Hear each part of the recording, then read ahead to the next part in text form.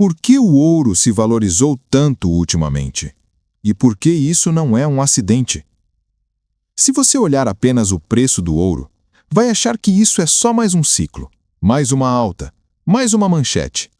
Mas se você olhar para o que está acontecendo por trás, vai perceber algo bem mais profundo. O ouro não está subindo porque ficou mais valioso. Ele está subindo porque o resto perdeu credibilidade. E essa é uma diferença gigantesca. Ao longo da história, sempre que o mundo entra em um período de incerteza estrutural, não apenas crise pontual, o ouro começa a falar mais alto do que governos, bancos centrais e moedas. E quando isso acontece, o movimento raramente é curto. O que estamos vivendo agora não é apenas inflação, não é apenas juros altos, não é apenas guerra, dívida ou política. É uma perda silenciosa de confiança nos pilares tradicionais do sistema financeiro. E o ouro é, historicamente, o termômetro mais honesto disso. Neste vídeo, você vai entender por que o ouro começou a subir antes de muita gente perceber o problema. Por que bancos centrais estão comprando ouro como nunca antes?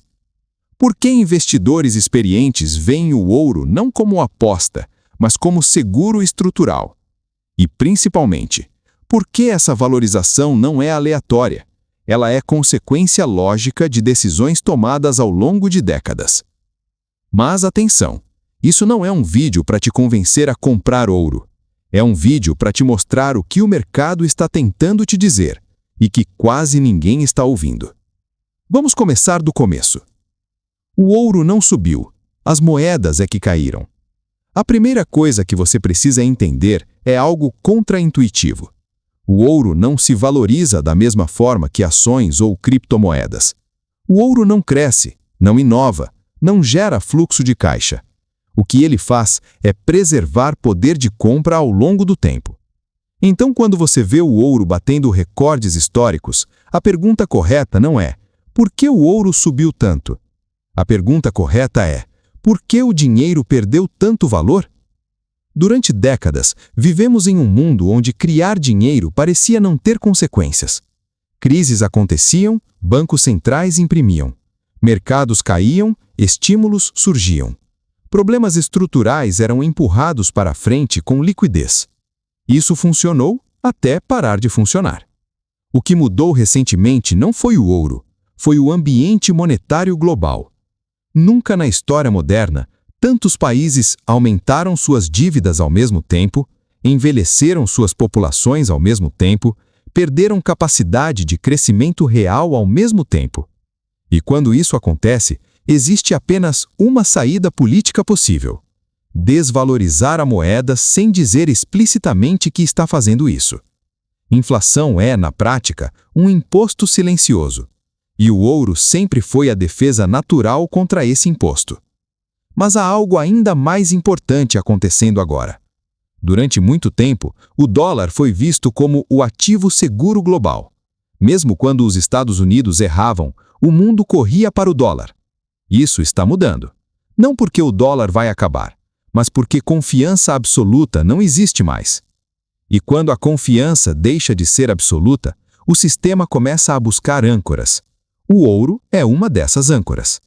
Diferente de moedas, ele não depende de promessas políticas, não pode ser impresso, não carrega risco de default, não precisa de sistema bancário para existir. Em momentos normais, isso parece irrelevante. Em momentos de estresse sistêmico, isso se torna tudo. Outro ponto crucial é que o ouro sobe quando as pessoas percebem que o risco não está onde sempre esteve. Durante anos, o risco parecia estar em ativos alternativos. Hoje, o risco está nos fundamentos do sistema. E investidores experientes sempre fazem a mesma pergunta em momentos assim: o que acontece se tudo que consideramos normal parar de funcionar por um tempo? O ouro não é a resposta para ganhar mais. É a resposta para não perder tudo. E é exatamente por isso que ele começa a subir antes do pânico chegar às manchetes. Na próxima parte, vamos falar de algo ainda mais revelador: quem está comprando ouro em silêncio e por que isso importa mais do que o preço em si. Parte 2. quem está comprando o ouro em silêncio e por que isso muda tudo. Se você quer entender de verdade por que o ouro se valorizou tanto ultimamente, precisa parar de olhar apenas para investidores individuais. O movimento mais importante não está acontecendo nas manchetes, ele está acontecendo nos bastidores. Quem está comprando o ouro de forma agressiva hoje não são influenciadores nem traders de curto prazo, são bancos centrais. E isso muda completamente a leitura do cenário. Durante décadas, bancos centrais trataram o ouro quase como uma relíquia do passado, algo simbólico, algo que não rendia nada. Eles preferiam títulos públicos, especialmente denominados em dólar. Isso também funcionou, até deixar de funcionar. Nos últimos anos, algo silencioso começou a acontecer. Bancos centrais passaram de vendedores líquidos de ouro para compradores líquidos históricos. E não estamos falando de pequenos ajustes, estamos falando de volumes que não se viam há décadas. Esse não é um movimento especulativo, é um movimento estratégico. Bancos centrais não operam pensando no próximo trimestre, eles pensam em décadas. Quando um banco central decide aumentar reservas em ouro, ele está dizendo algo muito claro, ainda que não verbalize. Não confiamos totalmente na estabilidade do sistema atual. Outro ponto crucial, esses compradores não são, em sua maioria, países tradicionalmente alinhados ao sistema financeiro ocidental. Países emergentes e grandes economias fora do eixo tradicional passaram a acumular ouro como forma de diversificação geopolítica. Isso é extremamente relevante. O ouro é um ativo que não pode ser sancionado facilmente, não pode ser congelado com um clique. Não depende de sistemas de compensação internacionais. Em um mundo cada vez mais fragmentado geopoliticamente, isso importa muito. Outro detalhe que quase ninguém comenta. Quando bancos centrais compram ouro, eles não vendem com facilidade. Diferente de fundos ou investidores individuais, essas compras têm horizonte muito longo. Isso reduz a oferta disponível no mercado. Ou seja, não é apenas aumento de demanda, é retirada estrutural de oferta. E quando a oferta estrutural diminui, movimentos de preço tendem a ser mais duradouros. Agora, pense no seguinte: se os maiores gestores de risco do planeta estão aumentando a exposição a ouro, isso deveria ao menos levantar uma pergunta. Essas instituições têm acesso a dados, cenários e análises que o investidor comum nunca verá. Elas não se movem por emoção. Se movem por necessidade de proteção sistêmica. Outro ponto importante, bancos centrais não precisam acertar o topo ou o fundo. O objetivo deles não é retorno máximo, é sobrevivência monetária. E quando o objetivo é sobrevivência, o ouro sempre reaparece. Na próxima parte, vamos falar sobre algo ainda mais desconfortável. Por que o ouro sobe justamente quando os ativos tradicionais começam a parecer mais riscados do que parecem? Parte 3. Quando ativos seguros começam a parecer arriscados. Existe um momento específico em quase todos os grandes ciclos econômicos em que algo muda de lugar silenciosamente. Não é um colapso, não é um pânico, é uma inversão de percepção. Os ativos que sempre foram tratados como seguros começam a gerar desconforto, e os ativos ignorados começam a parecer necessários. É exatamente aí que o ouro costuma ganhar força. Durante muito tempo, títulos públicos de países desenvolvidos foram considerados o ativo livre de risco. Essa ideia funcionava porque havia 3 pressupostos implícitos: que os governos sempre conseguiriam honrar suas dívidas, que a inflação seria controlável, que crescimento econômico futuro resolveria excessos do presente. Esses 3 pressupostos estão sendo questionados ao mesmo tempo. E isso é raro. Quando juros sobem rapidamente, algo quebra. Quando juros ficam baixos por tempo demais, algo apodrece. O mundo passou muito tempo no segundo cenário e agora tenta corrigir no primeiro. O resultado é instabilidade. Títulos longos passaram a carregar um risco que muitos investidores não estavam preparados para assumir. Risco de perda real de poder de compra, mesmo sem calote. Esse tipo de risco é traiçoeiro, porque não parece risco. Você recebe os pagamentos, o dinheiro entra, mas compra menos. E quando investidores começam a perceber isso, a confiança muda de lugar. Outro fator crítico: o nível de endividamento global tornou-se grande demais para ser resolvido apenas com crescimento. Isso cria um dilema permanente. Se os juros sobem demais, o sistema entra em estresse. Se os juros ficam baixos demais, a moeda se desvaloriza. Não existe solução indolor. O ouro prospera exatamente nesse tipo de dilema. Ele não depende de qual lado vence, ele se beneficia da existência do conflito. Outro ponto pouco discutido: o ouro não concorre diretamente com ações em períodos normais.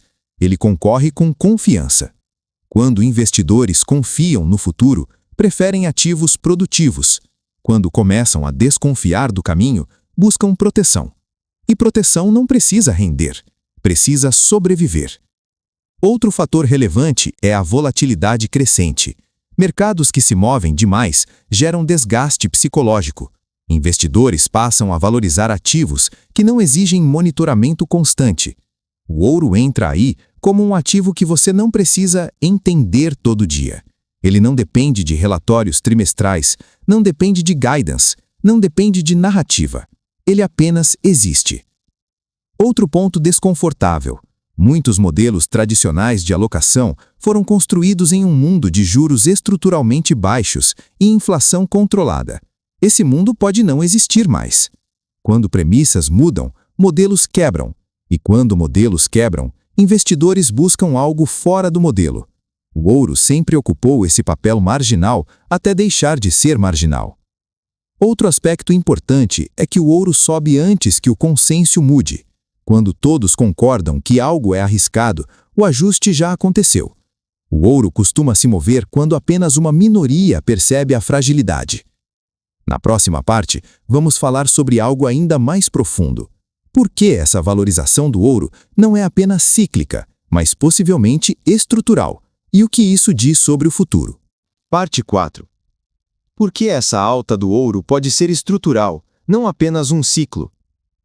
Até aqui, falamos de inflação, bancos centrais e risco sistêmico. Mas agora precisamos tocar no ponto que realmente muda a leitura do cenário. E se essa valorização do ouro não for apenas cíclica? E se ela for estrutural? Ciclos acontecem quando excessos são corrigidos e o sistema retorna ao equilíbrio. Movimentos estruturais acontecem quando o próprio equilíbrio muda. Há sinais claros de que estamos mais próximos do segundo caso. O primeiro sinal é a mudança permanente no nível de dívida global. Historicamente, dívidas muito altas eram resolvidas de 3 formas: crescimento real forte, default explícito ou inflação prolongada. Crescimento real hoje é limitado por demografia e produtividade. Defaults explícitos são politicamente explosivos. Sobra a terceira opção. Inflação moderada por longos períodos não parece dramática em manchetes, mas é devastadora para ativos denominados em moeda. O ouro não precisa que a inflação exploda. Ele se beneficia quando ela se torna persistente. Outro sinal estrutural é a fragmentação geopolítica. Durante décadas, o mundo caminhou para maior integração. Hoje, ele caminha para blocos. Blocos comerciais, blocos financeiros, blocos monetários. Quanto mais fragmentado o sistema, maior a necessidade de um ativo que não pertença a nenhum bloco. O ouro não tem bandeira. Outro sinal importante é a erosão da previsibilidade monetária. Durante muito tempo, bancos centrais eram vistos como previsíveis, quase mecânicos. Hoje, eles operam em dilemas: controlar inflação ou sustentar crescimento? Salvar o sistema financeiro ou proteger o poder de compra? Esses conflitos reduzem previsibilidade, e mercados odeiam imprevisibilidade. O ouro prospera nesse ambiente porque não exige previsão correta, ele apenas exige incerteza persistente. Outro fator estrutural é a mudança no comportamento institucional. Fundos soberanos, seguradoras e grandes patrimônios começaram a tratar o ouro como reserva estratégica, hedge de longo prazo, seguro contra erro sistêmico, não como trade. Quando o comprador muda, a dinâmica de preço muda. Outro sinal estrutural é a perda da ilusão de controle. Durante muito tempo, acreditou-se que política monetária conseguiria suavizar ciclos. Essa crença foi abalada. Crises recentes mostraram que intervenções criam novos problemas. Quando a fé em controle diminui, a demanda por ativos autônomos aumenta. Outro ponto importante: o ouro não precisa substituir o sistema para se valorizar. Ele só precisa ser relevante novamente. Mesmo uma pequena realocação de grandes portfólios já é suficiente para causar impacto significativo. Outro aspecto estrutural é que novas gerações de investidores estão menos confiantes em promessas institucionais. Eles cresceram vendo crises, resgates e mudanças de regra. Isso molda comportamento. O ouro se beneficia quando a confiança não é herdada, precisa ser conquistada. Outro sinal final: movimentos estruturais não terminam com correções rápidas. Eles se desenvolvem em ondas. E a maioria das pessoas só percebe quando grande parte do movimento já aconteceu. Na próxima e última parte, vamos fechar tudo, conectando os pontos. O que essa valorização do ouro diz sobre o futuro do dinheiro, dos investimentos e da confiança? Parte 5. O que a alta do ouro diz sobre o futuro do dinheiro e sobre confiança? Agora podemos juntar todas as peças. Quando você observa a valorização do ouro isoladamente, parece apenas um movimento de preço. Quando você observa o contexto, ela se transforma em um sinal. O ouro não está contando uma história sobre si mesmo. Está contando uma história sobre dinheiro, confiança e poder. A primeira grande mensagem é simples, mas desconfortável.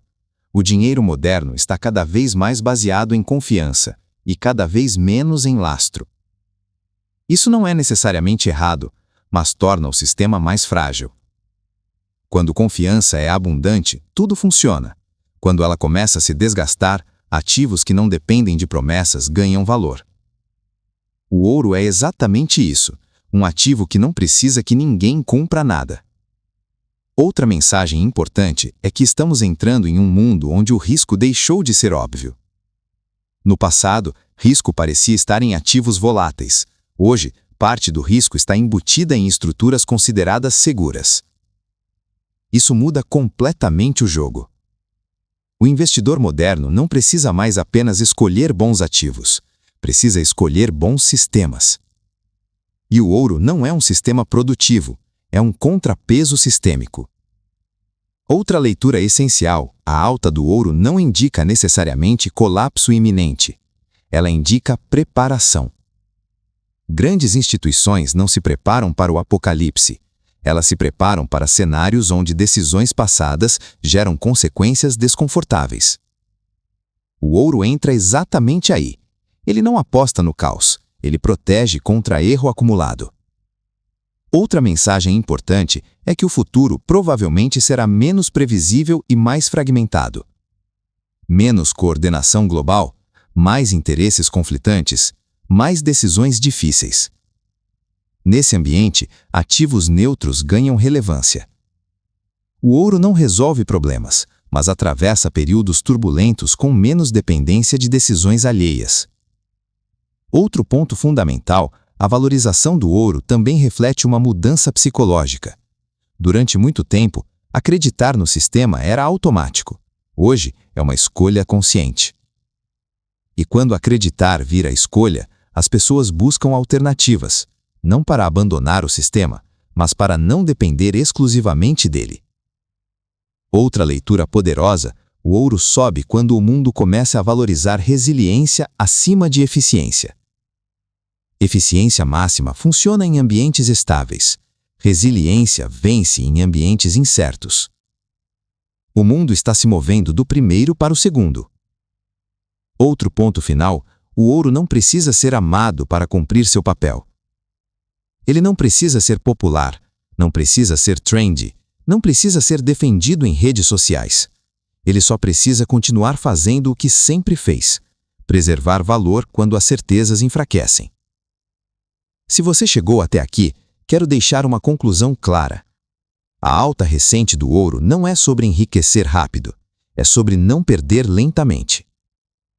É sobre entender que quando os sistemas se tornam complexos demais, a simplicidade volta a ter valor. O ouro não é o futuro, mas ele é um lembrete do passado que o sistema insiste em esquecer. E mercados não punem quem lembra cedo, punem quem ignora por tempo demais. Se esse conteúdo fez você refletir, considere se inscrever no canal. Curta o vídeo e compartilhe com alguém que também pode se beneficiar dessas ideias. Essas pequenas ações ajudam muito o canal e tornam possível continuar trazendo novos conteúdos como este, com mais profundidade e consistência. Obrigado por ouvir até o final.